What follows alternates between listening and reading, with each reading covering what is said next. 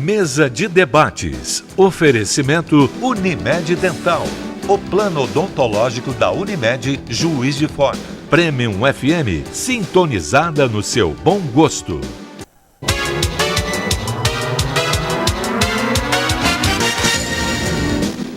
Olá, hoje é quinta-feira, dia 26 de julho. Está começando mais uma mesa de debates aqui pela TVE Juiz de Fora. Para a gente é sempre um prazer imenso estar com você na sua casa. É muito bom ter a sua companhia, é muito necessário para a gente, né?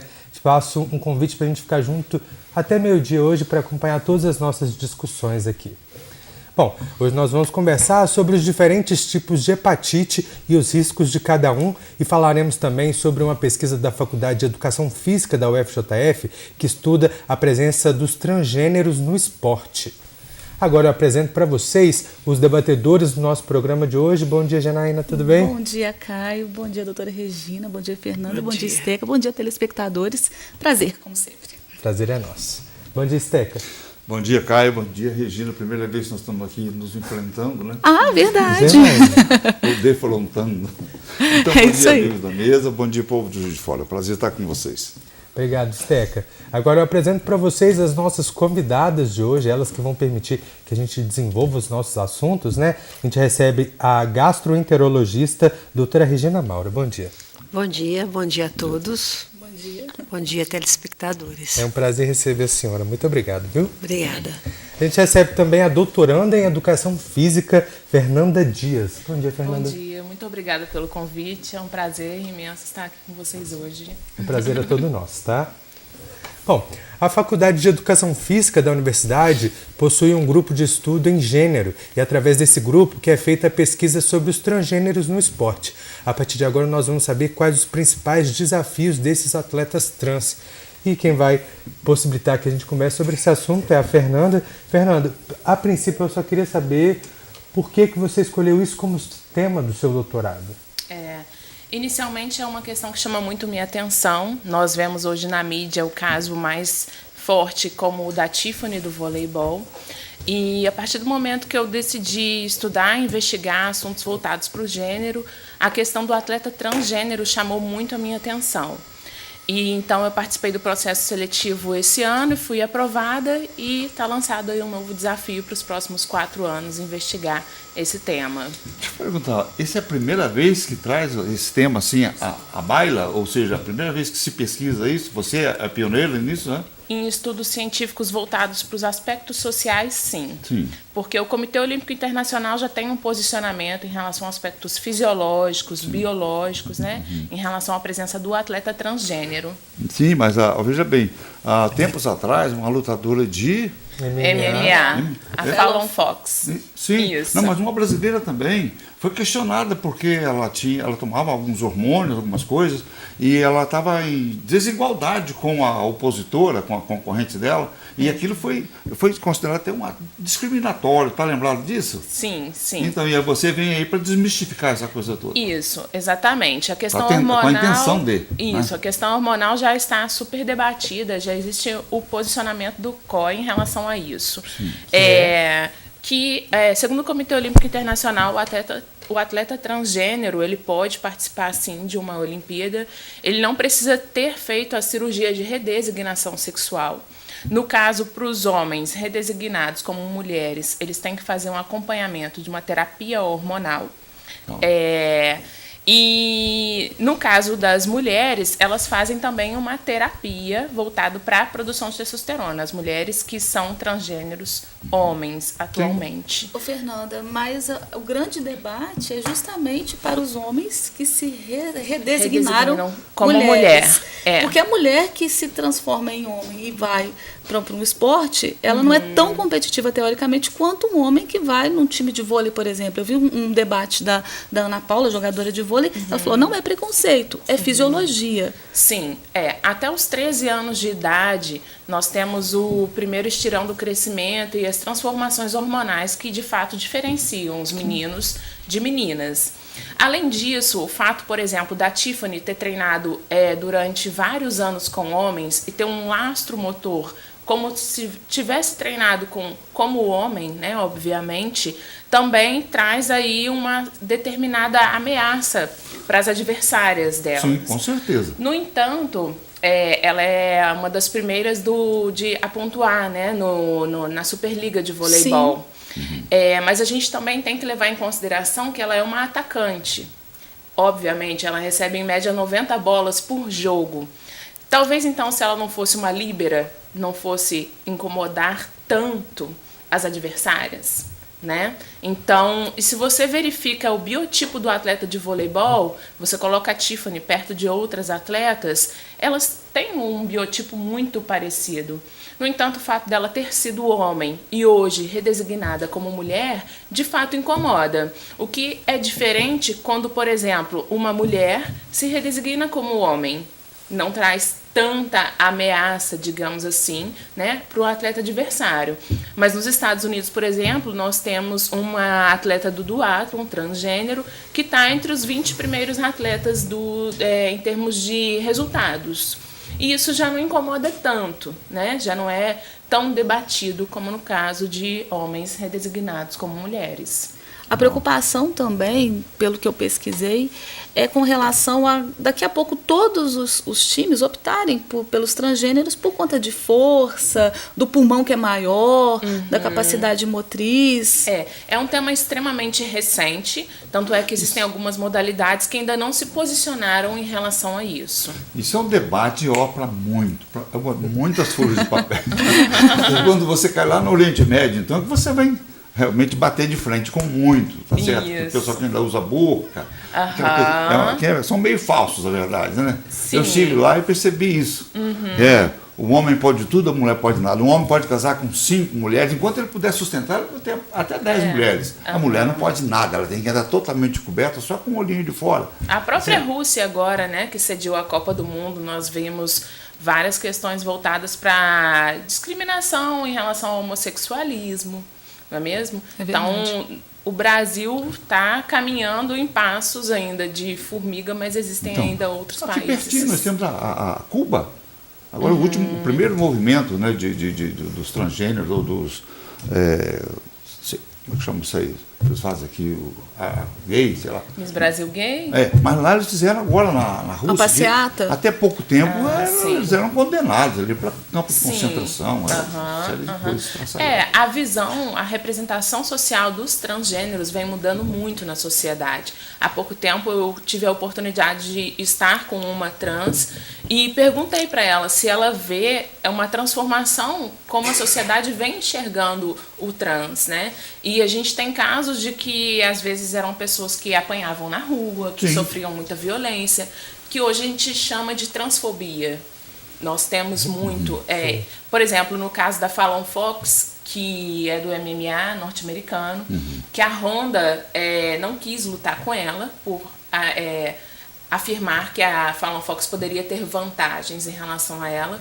Em seguida desse confronto, de outras lutas com a Fallon Fox, foi feita uma pesquisa, um artigo científico, investigando os comentários do Twitter e de outras redes sociais. Os comentários são extremamente machistas, até porque o MMA é um esporte masculino, né, voltado, que iniciou principalmente por homens, e comentários transfóbicos, que de fato ela virou mulher para poder bater em mulher, né, por ela ter uma força física maior. Então, mas na verdade não é uma coisa tão simples assim, né? A transgeneridade, ela é uma disforia de gênero. Ela não pode ser tratada de uma forma tão simples assim. Inclusive, ela se manifesta na tenra infância, né? De 2 a 4 anos, a criança que se sente incomodada, ela já demonstra aquele incômodo com o próprio corpo. E os pais têm que tomar muito cuidado. Você buscou isso também, desde a primeira infância? Ainda não, porque ainda não comecei a pesquisa. Mas no nosso grupo de estudos, que nós investigamos as questões voltadas para o gênero, a gente encontra vários tipos de documentários, né? Até mesmo vídeos simples do YouTube ou mesmo na Netflix, a gente consegue ver que a questão do gênero é uma construção social. Que se você tem um vídeo muito interessante no YouTube que colocam 2 bebês e não se vestem de acordo com a sexualidade dele, como eles nasceram, né? E deixam os bebês escolherem quais brinquedos eles querem. Tem os brinquedos de menino e tem os brinquedos de menina. Mas como as crianças não sabem, elas vão até os brinquedos que elas têm maior interesse. E pode ser que o menino queira brincar com os brinquedos de menina e as meninas queiram brincar com os brinquedos de meninos, né? Mas isso é uma construção social, que as meninas têm que usar rosa e os meninos têm que usar azul, né? Trabalhos de homem e trabalhos de mulheres. E aí o movimento feminista também vem muito nessa questão de a mulher conquistar o seu espaço na sociedade, não ser militante, mas mostrar que isso é uma construção social. Né? Que todos têm seu espaço na sociedade. É por isso que eu sempre bato na tecla aqui no nosso programa a necessidade, sim, de se discutir gênero nas escolas, que é o local de formação. Não é para fazer com que alguém tenha uma tendência, isso não existe. Claro. Sabe? Mas para saber, até mesmo em relação a homem e mulher, o respeito e o fim que a gente deve dar nesse machismo que não pode ser tendencioso. Mulheres. Claro que não. Não pode ser tendencioso. Principalmente na primeira Mas a informação, ela não é tendenciosa. A gente precisa educar essas crianças. O problema é que existe um medo em cima disso. Até porque vai mudar uma estrutura social que existe há séculos. Até porque a última coisa que se vai querer saber sobre uma pessoa é qual a identidade de gênero dela. Primeiro a gente avalia uma série de outras questões quando a gente conhece alguém. Então eu acho que precisa da informação. E hoje os jovens estão dando um banho. É só sentar e conversar. Eu tenho uma filha adolescente, ela dá um banho. A informação que vem dela, a gente fica de queixo caído. A gente tem que buscar, a gente tem que voltar lá e buscar com os jovens, porque eles estão com a informação que a gente, na nossa geração, não tinha. E falar, mas antigamente não tinha isso? Claro que tinha, só não era divulgado, só não era difundido. Né? Exatamente, exatamente. A Grécia Antiga, Roma, tudo, os grandes artistas, os pintores, os escultores, os cantores, todos eram transgêneros. Sim, homossexuais, enfim. A gente tem notado essa emergência desse debate social, né? E que, no meu ponto de vista, eu vejo que a sociedade hoje vem aceitando um pouco mais, né? Bem devagar, mas a questão do movimento LGBTI tem dado muita visibilidade, e isso é muito importante, porque todos são cidadãos, todos têm acesso, direito a tudo. E por isso que é importante evidenciar esses grupos todos, né? Exatamente. Para que as pessoas vejam e tomem o consentimento que existe, né? E que nada vai mudar. Bom, a gente vai para o primeiro intervalo agora e daqui a pouco a gente volta e continua nessa discussão aqui na mesa de debates.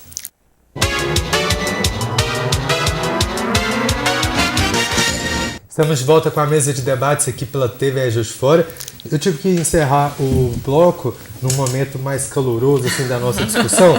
E eu queria voltar a ela. A gente estava falando sobre uma sociedade que é heteronormativa. Exatamente. E isso no esporte ainda mais claro, divisão entre masculino e feminino. E o trans, que seria uma transição, né? Ele acaba ficando de fora. Eu queria saber sobre a sua pesquisa em si. Você tem algum personagem que ele vai ser um objeto de pesquisa seu aqui em Juiz de Fora? Como que é a relação do trans e o esporte aqui em Juiz de Fora? Então, a minha pesquisa ela não vai ficar somente nos atletas de Juiz de Fora.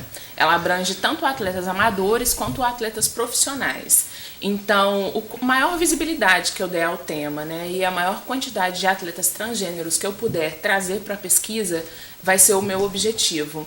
Até porque são pessoas que têm muito interesse em terem voz na sociedade. Pelo primeiro contato que eu tive com os primeiros atletas transgêneros, todos eles veem uma necessidade muito grande de quebrar preconceitos, quebrar paradigmas que são construídos socialmente.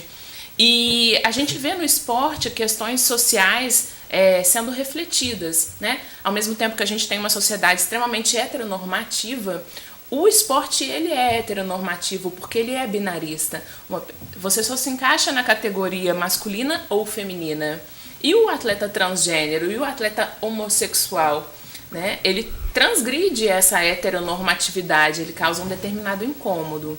Então, esse é o principal objetivo da pesquisa. Ao mesmo tempo, é a problematização que a gente fala, né? Ao mesmo tempo que o esporte ele é heteronormativo e binarista, nós não podemos descartar a presença, né, desses atletas transgêneros, e é uma emergência de ser debatida.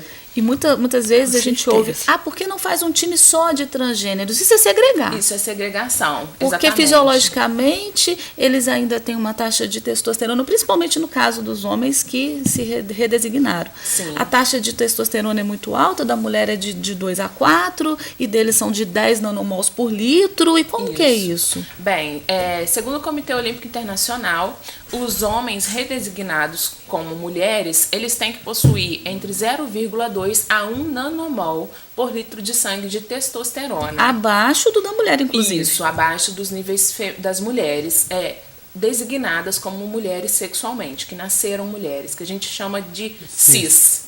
Isso. E isso é um acompanhamento que tem que existir por pelo menos, quando a pessoa se torna trans, ela faz esse acompanhamento de 2 a 3 anos, e quando ela vai para as Olimpíadas, ela tem que comprovar que as taxas de testosterona dela estão dentro das normas do Comitê Olímpico Internacional. E não há mais a necessidade da cirurgia de redesignação sexual, uma vez que para alguns é uma cirurgia extremamente dolorosa e nem todo transgênero vê a necessidade de fazer essa mudança do órgão sexual. A gente tem um caso muito interessante do Laerte, um cartunista muito famoso e muito inteligente no Brasil, que reflete justamente como que as pessoas têm a dificuldade de se assumirem sexualmente, e ele, depois dos 60 anos de idade, resolveu assumir a transgeneridade. E ele fala justamente de todas as dificuldades que ele encontra enquanto transgênero na sociedade, né? Ele tem um neto, então o neto ainda eu chamo de avô. Sim. Por mais que a Laerte seja uma mulher hoje, né? E discute até questões também que são acabam sendo impostas para o transexual, que é a partir do momento que você assumiu que essa é a sua condição, a sociedade já faz uma pressão para que você faça uma operação, uma resignação sexual, por exemplo. Isso. Essa pressão, inclusive, existe entre os transexuais, né? Eles têm um posicionamento, o próprio Laerte fala num documentário que ele tem chamado Laerte-se, de que os outros transgêneros exigem, né, comparam se você tem ou não a cirurgia de redesignação sexual. Do banheiro público. Exatamente. É um outro incômodo. Já está sendo um problema, né? Outro incômodo. Isso. Também tem a questão, eu assisto muito documentário para eu, de fato, mergulhar nesse universo, uma vez que tem-se aí um paradigma de que para pesquisar determinados assuntos você tem que, inclusive foi feita essa pergunta, né? Qual seria a maior dificuldade para mim, uma vez que eu não sou transgênero, né? Sim. E aí é um grupo que às vezes fica um pouco mais difícil de eu investigar, tomar cuidado com algumas Sim. questões. E eu assisti um documentário de uma criança transgênera de 5 anos de idade, que a família briga para que ela possa utilizar o banheiro na escola de meninas. Ela nasceu como menino, ela se vê como menina, ela se veste como uma menina, e ela briga pelo direito de utilizar o banheiro das meninas na escola. E a escola alega que isso pode gerar um constrangimento para as meninas ter lá uma menina com órgão sexual masculino. Então, esse é um grande problema. Tem sido. Acho que Mas tudo é coisa que a gente cria. debatido, Coisa né? que a gente cria. Eu acredito, porque se na mesma escola falassem na sala de aula, olha, isso acontece porque ela nasceu desse jeito, explicar o que é a transexualidade, fazer com que adquira esse conhecimento, né, sobre esse tipo, essa condição de gênero, talvez os problemas fossem amenizados. E hoje a gente vê também, né, já em alguns bares, em alguns locais, os banheiros compartilhados, que não existe somente a bonequinha ou o bonequinho na porta, tem uma bonequinha, um tracinho, um bonequinho. Que traz um conforto para essas pessoas, do meu ponto de vista, muito relevante. A questão é tratar com naturalidade. Exatamente. Se não é tratado com naturalidade, realmente gera incômodo. É assim que eu penso. Com certeza. Bom, Muito bom, deu um branco aqui. é um tempinho para respirar, né? Todo mundo tá também certo. precisa. E você falou que ainda não começou as pesquisas, né? Sim, eu fui aprovada esse semestre, né? As aulas Parabéns. começam dia 13 de agosto. Mas eu já venho lendo, né, e pesquisando bastante a respeito disso. Tenho visto muitas questões voltadas para reportagens. Hoje a gente tem, inclusive ontem eu li uma reportagem de um time de futebol que existe em São Paulo, de atletas masculinos transgêneros. Então, legal. a gente vê que o futebol é um esporte extremamente machista. A gente tem o caso da Marta hoje, que tem muito mais gols do que o Pelé, mas ela não tem tanta repercussão na mídia Tanta quanto visibilidade o Pelé teve. quanto ele, A gente né? vê a Copa do Reconhecimento. Mundo masculina, né? Mas a Copa do Mundo feminina, ninguém sabe como ela é televisionada, quando ela acontece. Inclusive, na última Copa do Mundo feminina, não tinha camisa da Marta. Aí as pessoas começaram a comprar do Neymar, riscavam o nome dele. E escrevia a Marta. Exatamente. Isso. E hoje a gente tem esses atletas em São Paulo que chamam Meninos Bons de Bola, MBB, o time deles. E eles, na verdade, eles não são bons de bola, né? Como o próprio nome diz. Eles só querem uma visibilidade social, de que apesar do esporte ser extremamente masculino e machista, eles veem também a emergência de mostrar que o transgênero tem o seu lugar no esporte. E isso é uma transgressão das normas sociais que são criadas, né, aí com o avançar dos anos, que vai mantendo a sociedade mais dentro do controle social. E isso transgride bastante essas normas sociais, né? Você tem alguma referência fora do Brasil a respeito dessa sua pesquisa? A gente vê muitos documentários, alguns artigos científicos debatendo a questão social. Eu ainda não tive a oportunidade de procurar, iniciar essa busca. Mas dentro do esporte? Dentro do esporte, o caso mais famoso fora do país é o da Fallon Fox mesmo. Que é do MMA. E junto com a Mas não foi assim, Fox, não foi feito um trabalho igual você está fazendo de pesquisa para publicar um dia. Exatamente, não. Foi. Mais superficial, né? Isso. E outro trabalho que chamou bastante minha atenção é no mesmo documentário que assisti sobre a Fallon Fox, são sobre 2 atletas de basquete norte-americanos que, após assumirem a homossexualidade, a carreira deles no esporte começa a decair, exatamente. Então, por exemplo, será que, no futebol não existem atletas homossexuais que têm uma certa dificuldade em assumir a sua opção de gênero? Não tenho dúvidas que tem. Com certeza. Né? Em todos os esportes, por exemplo, você não tomava conhecimento sobre atletas olímpicos, por exemplo, que se assumiam homossexuais. Isso. E agora tem Com o mudado. passar das últimas Olimpíadas, nós vemos que o número de atletas LGBTIs estão aumentando. Essa Olimpíada nós tivemos, se eu não me engano, 43 atletas, sendo 13 deles com destaques muito relevantes, e que há 10 anos atrás esse número era muito inferior. Então, de fato, isso reflete uma realidade social, que as pessoas estão assumindo mais o seu gênero, né? a sua condição na sociedade. Isso é muito interessante. Fernanda, eu estou muito feliz em saber que você assumiu esse desafio, né, de pesquisar algo inédito. E meus parabéns, te desejo muita sorte, tá? Obrigada. Obrigado a você. Bom, a gente agora vai para mais um rápido intervalo. Já voltamos com a mesa de debates aqui pela TVE Juiz de Fora.